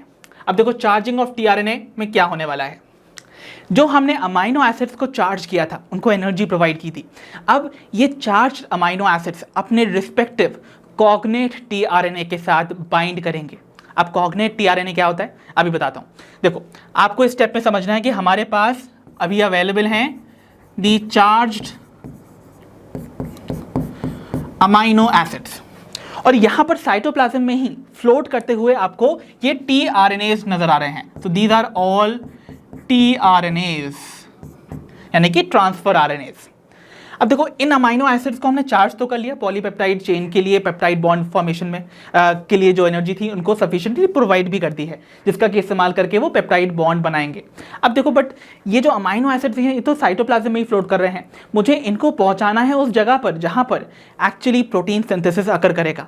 तो site of protein synthesis में amino acids को carry करके ले जाते हैं उनके रिस्पेक्टिव टीआरएनएस। अब टीआरएनएस जो उनका रिस्पेक्टिव, यानी कि देखो हर अमाइनो एसिड को पहचानने वाला एक स्पेसिफिक टीआरएनए होता है। अब एक टीआरएनए अपने स्पेसिफिक अमाइनो एसिड को कैसे पहचानेगा, उसके लिए आपको एक कॉन्सेप्ट याद रखना है। जो भी टीआरएनए होते हैं बच्चों, हर टीआरएनए के आपको एक आर्म पे एक एंटी कोडॉन सीक्वेंस देखने को मिलता है। अब आप सोच रहे होगे एंटी कोडॉन सीक्वेंस क्या है। आपको याद होगा एक एमआरएनए मॉलिक्यूल, सपोज अगर ये एमआरएनए का मॉलिक्यूल मैंने ऐसे बनाया है, रिमेंबर, तो यहां पर सपोज मैंने एक कोडॉन बनाया, that is AUG। I hope आप सभी को याद होगा, this is a codon for methionine, clear. तो ये कोडॉन का एक कॉम्प्लीमेंट्री सीक्वेंस प्रेजेंट होगा किसी टीआरएनए के एंटी कोडॉन आर्म पे। तो इस पर्टिकुलर कोडॉन का जो कॉम्प्लीमेंट्री सीक्वेंस होता है उसे हम बुलाते हैं एंटी कोडॉन, और वो एंटी कोडॉन एक स्पेसिफिक टीआरएनए अपने एंटी कोडॉन आर्म पे बेयर कर रहा है। तो इसका अगर सपोज मैंने देखो, अगर आप देखोगे यहां पर इस कोडॉन का ये जो कॉम्प्लीमेंट्री सीक्वेंस है, देखो AUG का कॉम्प्लीमेंट्री सीक्वेंस होगा UAC, तो वो यहां पर ऑलरेडी प्रेजेंट है। तो इसका मतलब क्या होगा, ये पर्टिकुलर कोडॉन किस अमाइनो एसिड को कोड करता था, मेथियोनिन को। तो इसका मतलब ये जो टीआरएनए है जिसके पास इसका एंटी कोडॉन प्रेजेंट है, वो अपने पास कैपेबिलिटी रखता है to recognise amino acid which is methionine. तो ये वाला जो एंटी कोडॉन कंटेनिंग टीआरएनए है वो जाके बाइंड करेगा सिर्फ मेथियोनिन के साथ और उसको कैरी करके लेकर जाएगा to the site of protein synthesis. तो यानी कि हर चार्ज्ड अमाइनो एसिड जाके रिकॉग्नाइज करेगा अपना कॉग्नेट टीआरएनए, ठीक है। कॉग्नेट टीआरएनए बोले तो that tRNA which has anti codon for that specific amino acid, ठीक है। तो that is called the cognate tRNA. तो देखो यहां पर ये जितने भी पूल ऑफ टीआरएनए दिखा रखे हैं मैंने और जितने भी अमाइनो एसिड दिखा रखे हैं, तो हर जो एंटी कोडॉन है उसका एक स्पेसिफिक रिकॉग्नाइज्ड अमाइनो एसिड है जिनके साथ ये जाके बाइंड कर जाएंगे। तो फाइनली देखिए वो इस तरीके से हर जो टीआरएनए है वो अपने एक स्पेसिफिक अमाइनो एसिड के साथ, यानी कि चार्ज्ड अमाइनो एसिड के साथ बाइंड कर जाएगा। और एक चार्ज्ड अमाइनो एसिड जब एक टीआरएनए मॉलिक्यूल के साथ बाइंड करता है तो टीआरएनए भी चार्ज्ड कहलाता है, और इसी स्टेप को हम बुलाते हैं द चार्जिंग ऑफ टीआरएनए, ठीक है। तो यहां पर आपको क्या देखने को मिले हैं, तो दीज आर ऑल चार्ज्ड टीआरएनएस, ठीक है। ये सारे के सारे चार्ज टीआरएनएस हैं। अब देखो ये चार्ज टीआरएनएस कैसे बने, जल्दी से देखते हैं। तो मैंने आपको अभी बताया कि जब भी एक चार्ज्ड अमाइनो एसिड अपने रिस्पेक्टिव टीआरएनए के साथ बाइंड करेगा तो क्या होगा, आप देखोगे चार्ज्ड टीआरएनए बनेगा। क्या बनेगा, चार्ज्ड टीआरएनए, ओके। अब इस रिएक्शन को अगर हम वर्ड्स के फॉर्म में लिखें तो कैसे करेंगे, देखो मैंने बताया था चार्ज्ड अमाइनो एसिड को हम कैसे लिख रहे थे, याद करो। हम लिख रहे थे उसको कुछ इस तरीके से, देखो अमाइनो एसिड ट्रांसिएंटली जो कि बाइंड किया था विद दी एडिनोसिन मोनोफॉस्फेट जो कि अगेन ट्रांसिएंटली बाइंडेड है विद दी एंजाइम, ठीक है। और इसका जब हम रिएक्शन करवाते हैं तो ये तो हमारा चार्ज अमाइनो एसिड है जिसको कि हमने यहाँ नीचे लिख दिया है, राइट। और इसको हमने टीआरएनए के साथ अगर बाइंड करवाया तो क्या होगा, देखो रिएक्शन कैसे प्रोसीड करेगी। तो अमाइनो एसिड जो कि यहाँ पर AMP के साथ बाउंड था, ये बॉन्ड ना टेम्पररी बॉन्ड था और ये बॉन्ड अब ब्रेक करेगा। तो यानी कि यहाँ से आप देखोगे ये बॉन्ड ब्रेक करेगा और ये अमाइनो एसिड जाके सीधे बाइंड कर जाएगा विद टीआरएनए, और जो AMP और एंजाइम हैं वो भी सेपरेट हो जाएंगे। तो फाइनली इस रिएक्शन का आउटकम क्या होगा, देखें चलो। तो यहाँ पर देखो ये जो अमाइनो एसिड है अब ये AMP के साथ नहीं टीआरएनए के साथ बाउंड हो जाएगा कुछ इस तरीके से, क्लियर। एंड जो आपका AMP मॉलिक्यूल है और जो एंजाइम था, एंजाइम का नाम अमाइनो एसाइल tRNA सिंथेटेज, वो सेपरेट हो जाएंगे और आपको ये जो पर्टिकुलर स्ट्रक्चर देखने को मिल रहा है, अमाइनो एसिड या फिर charge amino acid bound with tRNA would be called the charged tRNA। Clear. तो इस तरीके से यहां पर चार्जिंग हो जाती है tRNA की। So I hope the very first 2 initial steps of protein synthesis आपको समझ आए होंगे। अब हम बढ़ने जा रहे हैं towards the most complex and the most important step of protein synthesis which is going to be the translation. तो बच्चों बिगिन करते हैं with the next step which is translation. अब ट्रांसलेशन के फर्दर स्टेप्स को स्टडी करने से पहले बच्चों मैं आपको इंट्रोड्यूस करवाना चाहता हूं to the new term which is translation unit. आप सभी को याद होगा हमने ट्रांसक्रिप्शन यूनिट भी पढ़ा था। ट्रांसक्रिप्शन यूनिट क्या होता था? वो डीएनए का वो सेगमेंट होता था जो कि ट्रांसक्रिप्शन में पार्टिसिपेट करता था, राइट। बट आपको पता है यहां बात हो रही है ट्रांसलेशन की, और ट्रांसलेशन के लिए जो इंफॉर्मेशन कैरीड है वो कहां पर प्रेजेंट है? On the mRNA molecule. तो इसका मतलब क्या हुआ? Translation unit is going to be the segment of the RNA जिसके पास कोडेड इंफॉर्मेशन होगी about the sequence of amino acid जो कि एक पॉलीपेप्टाइड चेन में प्रेजेंट होने वाले हैं। आप सभी को पता है ना, एक पॉलीपेप्टाइड चेन के अंदर जो अमाइनो एसिड्स का सीक्वेंस है वो किससे डिसाइड होता है? It is decided by the sequence of codons on the mRNA। तो इसका मतलब क्या हुआ? यहां पर mRNA का वो सेगमेंट या सीक्वेंस जिसके पास कोडेड इंफॉर्मेशन होती है for the sequence of amino acids in a polypeptide chain, इस सेगमेंट ऑफ RNA को हम ट्रांसलेशन यूनिट बुलाते हैं। तो ऑब्वियसली इस यूनिट के भी आपको कुछ कंपोनेंट्स देखने को मिलेंगे। तो आपको यहां दिखाया जा रहा है एक mRNA का मॉलिक्यूल, दिख रहा है ना आप सभी को। अब यहां पर इसका ये 5 प्राइम एंड है और ये वाला एंड कौन सा है? The 3 prime and. क्लियर। अब देखो एक ट्रांसलेशन यूनिट में आपको क्या क्या कंपोनेंट्स मिलेंगे। सबसे पहले तो आपको एक स्टार्ट कोडॉन देखने को मिलेगा और एक स्टॉप कोडॉन मिलेगा। अब देखो यहां पर आपको पता है जो स्टार्ट कोडॉन है that is going to be AUG। तो इसका मतलब ये हमारा स्टार्ट कोडॉन की तरह एक्ट करेगा। और यहां पर UAG याद है आप सभी को? So this UAG is going to act as what? The stop codon. ये तो हम पढ़ के आए हुए हैं, राइट। तो स्टार्ट कोडॉन डिसाइड करेगा कि प्रोटीन सिंथेसिस कहां से बिगिन होगा और स्टॉप कोडॉन डिसाइड करेगा कि प्रोटीन सिंथेसिस कहां पर एंड करेगा। Okay. So basically start codon से स्टॉप कोडॉन के बीच में जो भी कोडॉन्स होंगे they are going to be translated into amino acids. Fine. तो इसके पास आपको एक स्टार्ट और एक स्टॉप कोडॉन देखने को मिलेगा। अब देखो यहां पर आपको ना कुछ अनट्रांसलेटेड रीजन्स भी देखने को मिलेंगे ऑन दी mRNA। मतलब अनट्रांसलेटेड रीजन्स मतलब mRNA का कुछ ऐसा सीक्वेंस भी आपको देखने को मिलेगा जो कि ट्रांसलेट करके अमाइनो एसिड फॉर्म नहीं करेगा। अब ऐसा कुछ सीक्वेंस आपको कहां देखने को मिलता है? देखो स्टार्ट कोडॉन से पहले आपको यहां पर कुछ सीक्वेंस देखने को मिल रहा है ना, ये वाले सीक्वेंस देखिए। सो स्टार्ट कोडॉन से पहले वाले सीक्वेंस और स्टॉप कोडॉन के बाद वाले ये जो सीक्वेंस हैं ये कोई भी अमाइनो एसिड्स को कोड नहीं करते हैं, और इन पर्टिकुलर रीजन्स ऑफ mRNA को हम बुलाते हैं दी अनट्रांसलेटेड रीजन्स, जिनको हम शॉर्टली लिखते हैं एज UTRs। ठीक है। अब ये UTRs की क्या सिग्निफिकेंस है? भाई आप सोचोगे कि इनका तो कोई रोल भी नहीं है, ये तो अमाइनो एसिड्स भी कोड नहीं कर रहे हैं, बट यस रिमेंबर इनका एक सिग्निफिकेंट रोल होता है। देखिए अनट्रांसलेटेड रीजन की सिग्निफिकेंस को हम जरूर लिखेंगे। क्यों ये इंपॉर्टेंट है बच्चों? पहला रीजन, ये प्रोवाइड करते हैं stability to the mRNA molecule. अगर एक mRNA में अनट्रांसलेटेड रीजन्स नहीं होंगे तो mRNA स्टेबल नहीं होगा।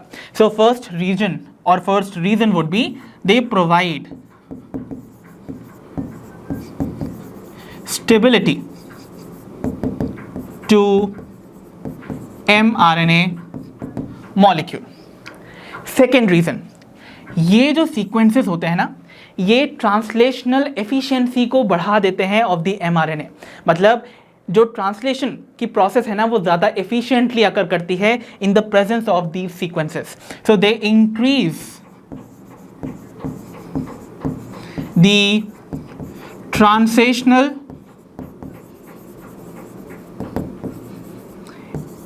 एफिशिएंसी, ठीक है, ऑफ द mRNA। तो ये जो mRNA है वो ज़्यादा एफिशिएंटली, ज़्यादा अच्छी तरह से ट्रांसलेट होता है into the amino acids. So I hope आपको basic introduction about the translational unit is very clear. अब हम एक्चुअली बिगिन करने जा रहे हैं विद द वेरियस स्टेप्स जो कि इन्वॉल्व होते हैं in the process of translation. तो बच्चों अब हम कुछ एनिमेशन की मदद से ट्रांसलेशन के वेरियस स्टेप्स को यहाँ पर डिटेल में स्टडी करने वाले हैं, सच दैट ये प्रोसेस आपको अच्छे से विजुअलाइज हो। तो देखो यहाँ पर इनिशिएशन की जो प्रोसेस है बच्चों, उसके लिए कुछ हमें रॉ मटेरियल्स रिक्वायर्ड है। कौन कौन से वो रॉ मटेरियल्स हैं? अब देखो यहाँ इस ट्रांसलेशन की प्रोसेस में एक्चुअली जो अमाइनो एसिड्स हैं वो पॉलीमराइज करने वाले हैं। They are going to be joining together with the help of peptide bonds. अब इनकी जॉइनिंग करवानी है, राइट? तो इसके लिए किस सीक्वेंस में अमाइनो एसिड ज्वाइन करेंगे to form the polypeptide chain, वो कैसे डिसाइड होता है? वो डिसाइड होता था by the sequence of the codons या फिर न्यूक्लियोटाइड्स ऑन द mRNA। तो इसका मतलब mRNA पे प्रेजेंट न्यूक्लियोटाइड का सीक्वेंस डिसाइड करता है कि कौन सा अमाइनो एसिड्स प्रोटीन की चेन में कहाँ पर लगेगा। तो इसका मतलब क्या हुआ, हमें सबसे पहले तो mRNA चाहिए होगा, है ना, ताकि वो हम उसको रेफरेंस मान सकें टू क्रिएट अवर प्रोटीन। तो इसका मतलब ये जो mRNA है ये हमारा सबसे पहला प्री रिक्वेस्ट है for the translation process to occur. तो इसका मतलब सबसे पहला जो रॉ मटेरियल हमको चाहिए for this process would be the mRNA, ठीक है, ओके। देन उसके बाद mRNA हमारे पास अवेलेबल है, ठीक है, और पिछले दो स्टेप्स में हमने अमाइनो एसिड्स और tRNA को भी अच्छे से प्रिपेयर कर लिया। अब देखो एक्चुअली ये जो mRNA है ये तो एक्ट करेगा एज अ टेम्पलेट जिसके अकॉर्डिंगली हमारा प्रोटीन चेन सिंथेसाइज होगा। बट यहाँ प्रोटीन सिंथेसिस के लिए हमें प्रोटीन फॉर्मिंग मशीनरी, जिसको हम प्रोटीन फैक्ट्री बुलाते हैं ऑफ द सेल्यूलर सिस्टम, वो भी रिक्वायर्ड होंगे। एंड आप सभी को पता है किसी भी सेल्यूलर सिस्टम की जो प्रोटीन फैक्ट्रीज हैं उनको हम राइबोसोम्स बुलाते हैं, याद है आप सभी को। और राइबोसोम्स कंपोज होती थी लार्जर एंड स्मॉलर सब यूनिट से। तो इसका मतलब आपको यहाँ पर सेकेंड जो रिक्वायरमेंट है they are going to be the ribosomal subunits. अब ये जो राइबोसोमल सब यूनिट्स हैं बच्चों, एक लार्जर सब यूनिट होती है और एक स्मॉलर सब यूनिट, ठीक है। तो यहां पर राइबोसोमल सब यूनिट में this is going to be the larger subunit and ये वाली कम ऑन द स्मॉलर सब यूनिट।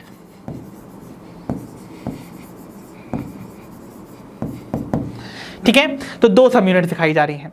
अब ध्यान से देखो बच्चों, इस लार्जर सब यूनिट में आपको ना कैरेक्टरिस्टिकली 3 साइड्स देखने को मिल रही हैं, वाइल स्मॉलर सब यूनिट में आपको केवल 2 साइड्स मिल रही हैं। अब देखो ये जो लार्जर सब यूनिट है उसमें आपको ये 3 साइड्स जो दिखाई जा रही हैं, they are going to be E, P side and A side. तो ई साइड, पी साइड और ए साइड क्या है आखिरकार? देखो ई स्टैंड्स फॉर एग्जिट, तो यहां से कुछ तो एग्जिट करेगा। एग्जिट क्या करेगा? वो होगा टीआरएनए।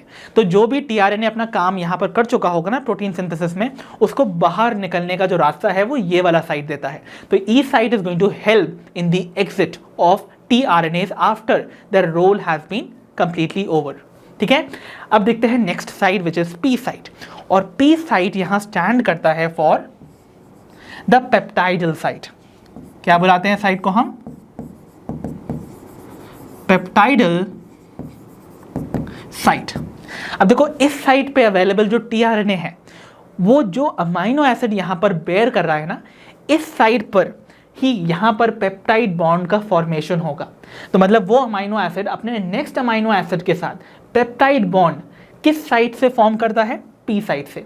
तो पी साइट पे प्रेजेंट अमाइनो एसिड हमेशा अपने नेक्स्ट साइट यानी कि ए साइट पे प्रेजेंट अमाइनो एसिड के साथ पेप्टाइड बॉन्ड फॉर्म करेगा। इसीलिए इस साइट को पेप्टाइडल साइट बुलाया गया, because it is going to be helping in the formation of peptide bond. Clear?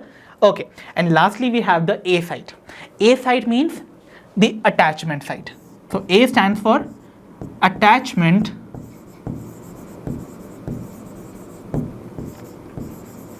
Site. Attachment site बोले तो हर बार जो एक नया टीआरएनए आएगा ना अपना रिस्पेक्टिव अमाइनो एसिड कैरी करके, वो हमेशा इस साइट से एंटर करेगा और इस साइट पर जाकर अटैच करेगा, ठीक है। तो A stands for attachment site.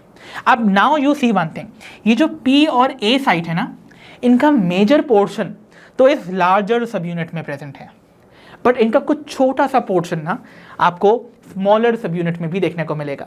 तो ये जो छोटे छोटे सेगमेंट्स देखने को मिल रहे हैं ना, they are the remaining small portions of this P and A site. ठीक है, तो this is going to be the P site and this is going to be A site. Clear हो गई इतनी बात? ओके, सो इतनी चीजें तो हमें चाहिए ही चाहिए। अब पॉलीपेप्टाइड चेन का इनिशिएशन करना है, तो इनिशिएशन करवाने के लिए, इनिशिएशन स्टेप के लिए we also require some initiation factors. तो हमें यहाँ पर कुछ ऐसे केमिकल्स भी चाहिए जो कि हेल्प करेंगे इस स्टेप को कंप्लीट करवाने में।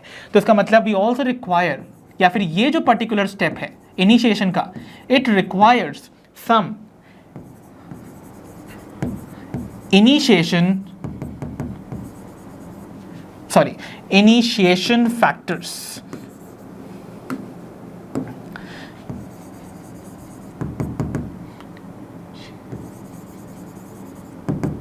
ठीक है, जिनको हम शॉर्टली IF भी लिख सकते हैं। ठीक है, सो इनिशिएशन फैक्टर्स की यहां पर रिक्वायरमेंट होगी, बट कौन कौन से वो हमें इतना डिटेल में जाने की जरूरत है नहीं। ठीक है, this much of an information is sufficient for us to understand the process of translation. चलो, सो इनिशिएशन के स्टेप को बिगिन करते हैं। तो सबसे पहले जो काम आने वाले हैं हमको raw materials, that is going to be this mRNA and this smaller subunit.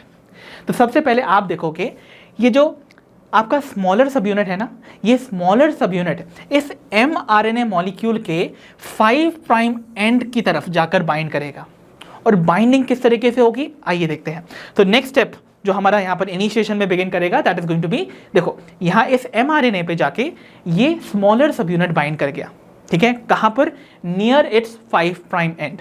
ठीक है, अब बाइंडिंग के टाइम पर आप एक पेक्युलैरिटी नोटिस करोगे।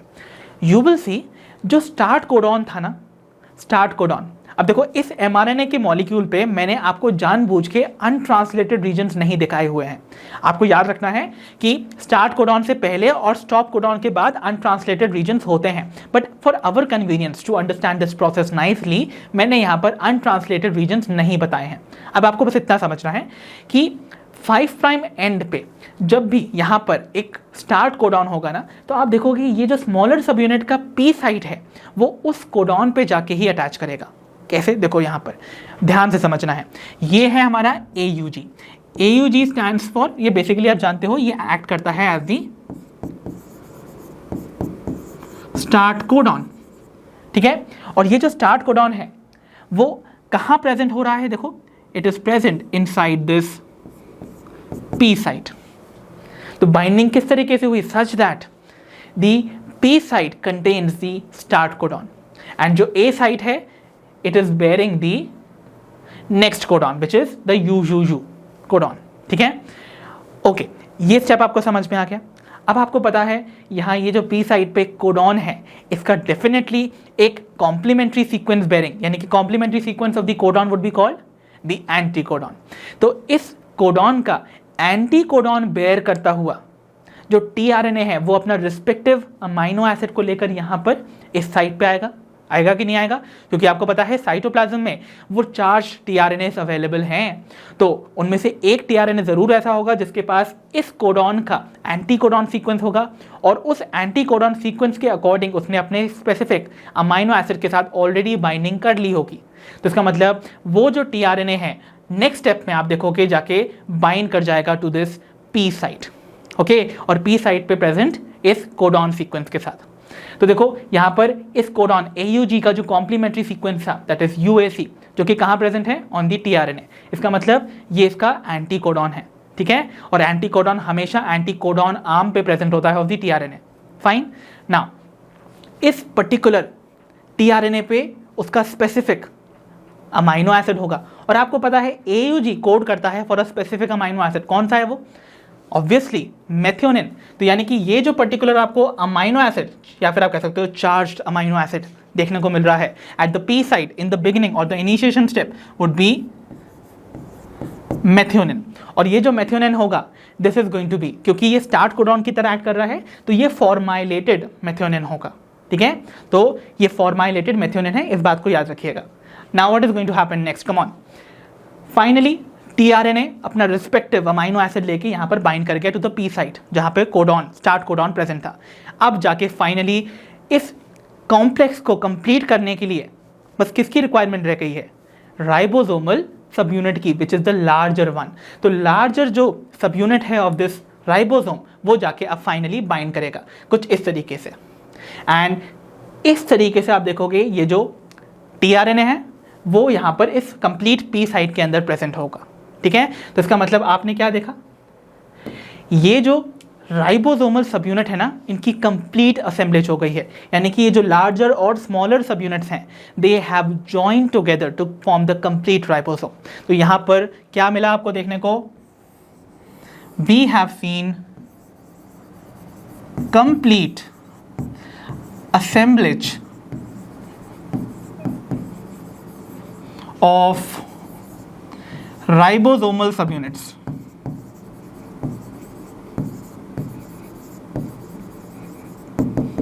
to form the complete ribosome, and this marks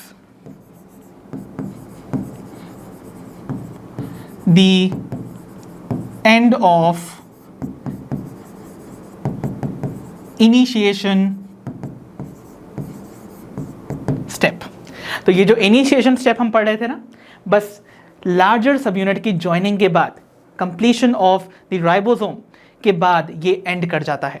ठीक है, और आपने एक चीज़ नोटिस की होगी, इनिशिएशन के एंड में जो लार्जर सब यूनिट का पी साइट है वो तो फिल्ड है, बट लार्जर सब यूनिट का जो ए साइट है वो यहाँ एम्प्टी है। तो remember this point very well that at the end of initiation step the A site of larger subunit remains empty.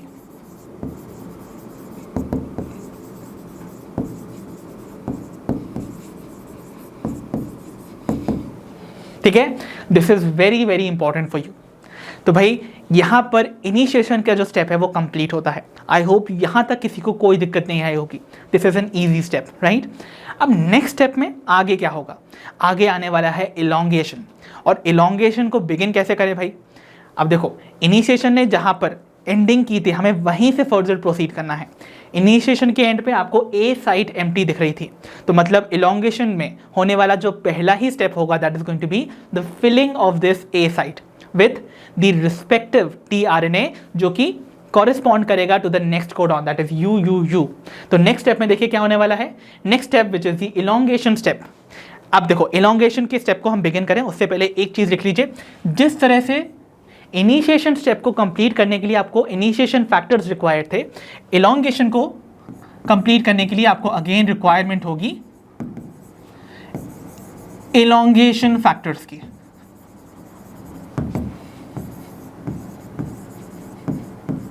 जिन्हें हम शॉर्टली EFs लिख सकते हैं।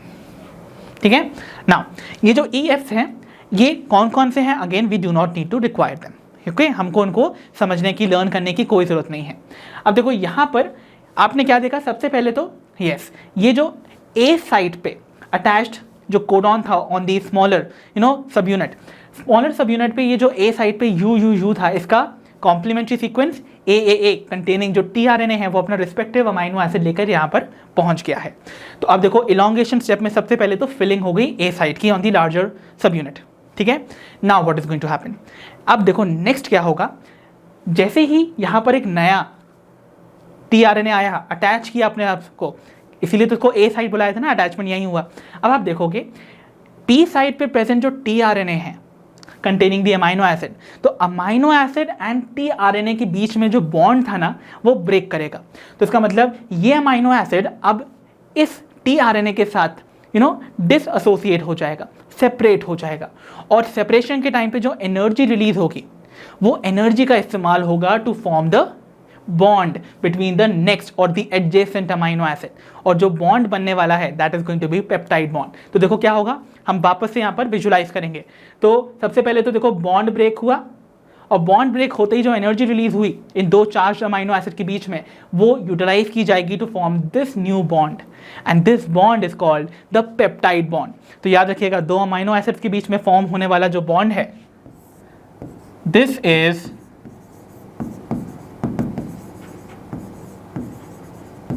Peptide bond. अब ये जो पेप्टाइड बॉन्ड का फॉर्मेशन है,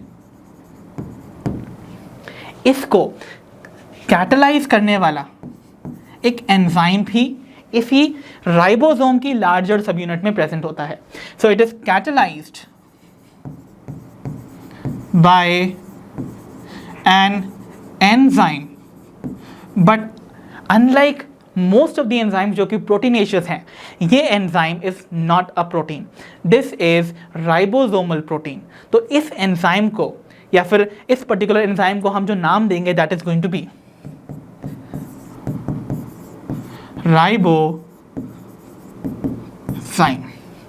तो अभी तक हम जिस राइबोजाइम के बारे में हमेशा से रेफरेंस लेते आए थे ना, उसका यहाँ पर रोल है। ये राइबोजाइम एक एक्चुअली आरएनए का ही मॉलिक्यूल है, राइबोसोमल आरएनए है ये आरआरएनए, जो कि कैटलाइज कराता है formation of peptide bond between two amino acids. और एक्चुअली सिंस ये लार्जर सब यूनिट में प्रेजेंट है, तो अगर मैं आपको प्रोकैरियोट्स का केस बताऊं, तो प्रोकैरियोट्स में आपको यहाँ पर लार्जर सब यूनिट में दो टाइप के आरएनएस मिलते थे, वन वॉज 23S टाइप और दूसरा था 5S टाइप, राइट। तो यहाँ पर जो 23S वाला आरआरएनए है वो एक्चुअली राइबोजाइम की तरह एक्ट करके दो अमाइनो एसिड्स के बीच में क्या करवाएगा, पेप्टाइड बॉन्ड का फॉर्मेशन करवा देगा। इस तरीके से पेप्टाइड बॉन्ड बनेगा और दो अमाइनो एसिड्स आपस में लिंक हो जाएंगे। क्लियर? ओके, फाइनली अब यहां पर पहला स्टेप आपने देख लिया। Now what is going to happen next, ये जो राइबोसोम था, सिंस यहां पर इस पी साइड से इस टीआरएनए का काम खत्म हो चुका है, इसका अमाइनो एसिड जो है वो ऑलरेडी एसोसिएट हो गया है with the adjacent amino acid. Now अब इस राइबोसोम को आगे फर्दर मूव करना है ताकि ये पूरी की पूरी इस एमआरएनए को ट्रांसलेट कर सके into the chains of amino acid.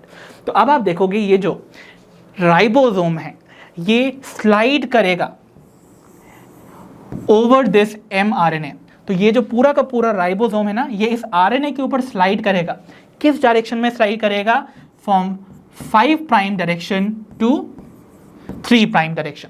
तो एमआरएनए के 5 प्राइम डायरेक्शन से स्लाइड करके 3 प्राइम डायरेक्शन की ओर जाएगा और रास्ते में पड़ रहे जितने भी कोडॉन्स हैं उनके अकॉर्डिंग जो रिस्पेक्टिव अमाइनो एसिड्स हैं उनको इसी तरीके से पेप्टाइड बॉन्ड्स बनाते हुए जोड़ता जाएगा। तो देखो जब ये स्लाइड करेगा ना, तो स्लाइड करने में क्या होगा, कोडॉन्स की शिफ्टिंग होगी ऑन दी साइड्स। तो फॉर एग्जांपल अभी तक आपने देखा था पी साइड पे ये वाला कोडॉन था और ए साइड पे ये कोडॉन है, बट जब ये राइबोसोम आगे शिफ्ट करेगा तो पी साइड पे जाकर ए साइड वाला कोडॉन पहुंच जाएगा और जो ए साइड है उस पर एक नया कोडॉन आ जाएगा, है ना। इस तरीके से ये मूव करेगा। तो देखें आगे क्या होगा, आगे जब इसने स्लाइड किया तो देखो यहाँ पर एक नया कोडॉन आ गया ऑन दी न्यू साइड और उसके बाद ये जो ए साइड था और पी साइड पे जो ए साइड वाला कोडॉन था वो शिफ्ट हो गया। ओके, और ई साइड पे आपको यहाँ देखने को मिल रहा है दिस फ्री टीआरएनए, जिसका अमाइनो एसिड ने उसका साथ छोड़ दिया और बॉन्ड फॉर्म कर लिया with the next amino acid. तो इसको अकेला छोड़ दिया है और अब ये यहीं से एग्जिट लेगा बाहर, ठीक है। तो अब आप देखोगे यहाँ पर पी साइड पे नया कोडॉन आ गया और ए साइड पे नया कोडॉन, ठीक है। अब क्या होगा, अगेन फिर से यहाँ पर अमाइनो एसिड जो हैं वो साथ छोड़ने वाले हैं अपने रिस्पेक्टिव टीआरएनए का। तो मतलब देखो यहाँ पर पी साइड पे एसोसिएटेड जो ये वाला अमाइनो एसिड है, अगेन वो अपने टीआरएनए के साथ जो बॉन्ड था उसको ब्रेक कर देगा और नया बॉन्ड फॉर्म करेगा with the next amino acid, कुछ इस तरीके से, ठीक है। और इस तरीके से एक और पेप्टाइड बॉन्ड के थ्रू इस चेन में तीसरा अमाइनो एसिड ऐड हो जाएगा, ठीक है। Okay, now further what is going to happen, again shifting होगी राइबोसोम की राइटवर्ड और जब ये मूव करेगा तो अगेन जो नेक्स्ट कोडॉन है वो ए साइड पे जाएगा और ये ए साइड वाला कोडॉन पी साइड पे जाएगा एंड फाइनली ये जो फ्री टीआरएनए था वो एग्जिट साइड से बाहर चला जाएगा, कुछ इस तरीके से, ठीक है।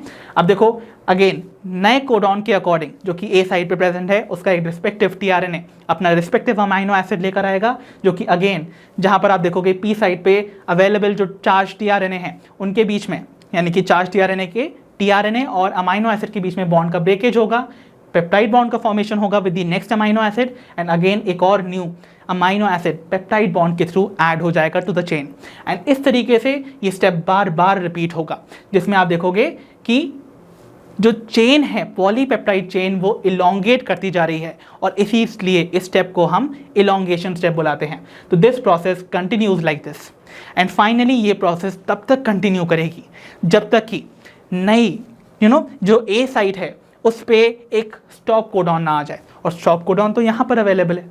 तो इसका मतलब जो नेक्स्ट स्टेप आने वाला है ये स्टेप तो बार बार रिपीट इस तरीके से करता रहेगा। फाइनली जब ए साइट पर instead of a normal codon अगर एक स्टॉप कोडॉन आ जाए तब फाइनली आता है द नेक्स्ट और the last step of translation which is the termination step. तो फाइनली देखो हम ट्रांसलेशन देखने वाले हैं, उसका ending that is termination process. अब देखो क्या होगा, अभी तक जितने भी बीच के कोडॉन से उनके अकॉर्डिंग अमाइनो एसिड्स को यहाँ पर पेप्टाइड बॉन्ड्स के थ्रू इस चेन में ऐड कर लिया गया।